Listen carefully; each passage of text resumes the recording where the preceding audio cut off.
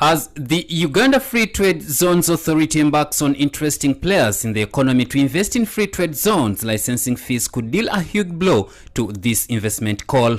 Players are concerned about the developer's license fee of $5,000 annually, the $1,000 for operators and managers, in addition to the $250 for the application fee. Investors in the value chain said these might turn out to be disincentives despite tax and non-tax revenue incentives.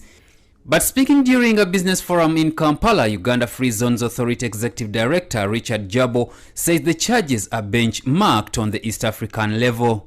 It was deemed fit by the ones who crafted the laws and the regulations, the ESC Customs Management Act, and the regulations governing export processing schemes, such as export processing zones and free-port zones, which we call free zones in our act.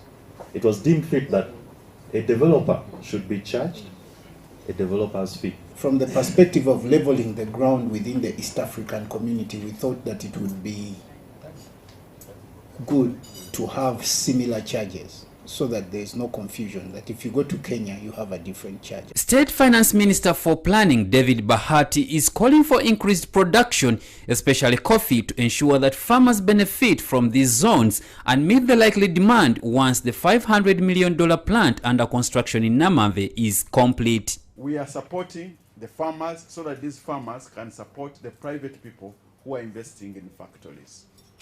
We are very hesitant to go back to do business as government because we did it and it did not work out well. So we want to continue encouraging the private sector to invest in these areas. Then government can support you in terms of providing seedlings and also the business environment, then for you to be processing and exporting. Free trade zones are customs-controlled areas where raw materials and goods may be landed, handled, manufactured or reconfigured for export without subject to import and export duties. These are intended to spur economic growth. Nelson Babyale, MBS, Live at 9.